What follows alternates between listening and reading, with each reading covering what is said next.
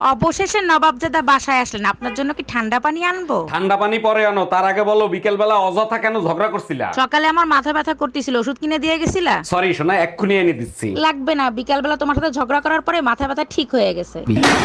তোর বাপের জন্য তো মানিজ্জত কিচ্ছু থাকলো না। দেখো, বাপ তুলে কথা বলবে না। কি করছে আমার বাপ? যেই বয়সে নাতি কোলে নিয়ে থাকার কথা সেই বয়সে নিজের মেয়ে কোলে নিয়ে থাকে। দেখো, আব্বুর মুড আজকে ভালো আছে, তার সাথে ভালো ব্যবহার করবা। তোর বাপের থামা, তা নাহলে সামনের বার আবার সুসংবাদ শোনাবে।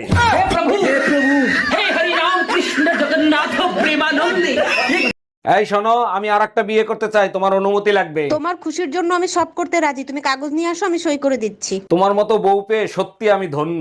আচ্ছা শোনো, সেকেন্ড হ্যান্ড পিস্তল কি 8-10 হাজার টাকায় পাওয়া যাবে? ঘরে বউ থাকতে আশেপাশের ভাবিদের দেখো, তোমার লজ্জা করে না? পাশের বাড়ির ভাবিরে দেখো, এত সুন্দর, ভাই তো সপ্তাহে 10 দিন রোমান্স করে। 1 মিনিট, সপ্তাহে তো 7 দিন হয়, 10 দিন পাইলা কোথায়? বউ সুন্দর হলে পুরুষ মানুষ ওভার টাইমও করতে পারে। অসহ্য গরম, একদম সহ্য করতে পারতেছি না। তা সহ্য করবা কি করে? তোমার থেকে বেশি শিক্ষিত যে। আমার থেকে গরম বেশি শিক্ষিত মানে কি? মানে সোজা, গরম সব সময় 35-40 ডিগ্রি নিয়ে চলে। ও আচ্ছা।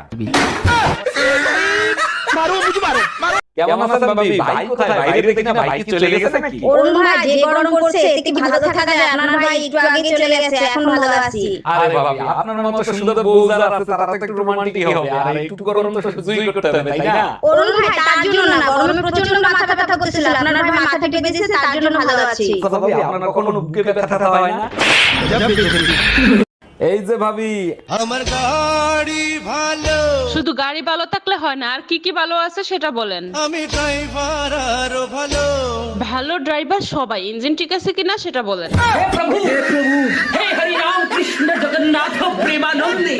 এমনিতেই গরমে বাসি না, তার ভিতর কারেন্ট থাকে না, পাগল হয়ে যাব। আমার বাবার বাড়ি থেকে যে চার্জার ফ্যানটা দিছে ওইটা চালাইয়া শুয়ে থাকো। বালের ফ্যান দেছে, 2 মিনিটের বেশি চলে না, ফেরত দিয়ে এসো। বাজে কথা বলবা না, তুমিও তো 2 মিনিটের বেশি টেকো না। আমি কিছু বলছি?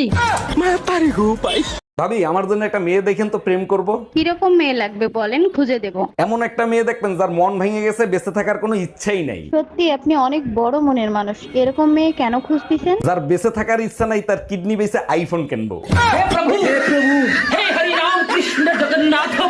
আচ্ছা ভাবি, একটা কথা কইতাম, রাগ করবেন না ভাই, কোন? আপনি যে সুন্দরী, আমার ভাই যে কালা, মাথার চুল নাইগা, আপনারে কিভাবে পড়াইলো এই রহস্যটা জানলাম না। কেন, আপনিও পটাইতে চান নাকি? রহস্যটা কইলে একটু চেষ্টা করতাম। আরে রহস্য টহস্য কিছু না, আপনার জমিটা আমার নামে লিখে দিলি তো পড়ে যায়। এই আলুগুলো একটু ধুয়ে ফেলো তো। দাও।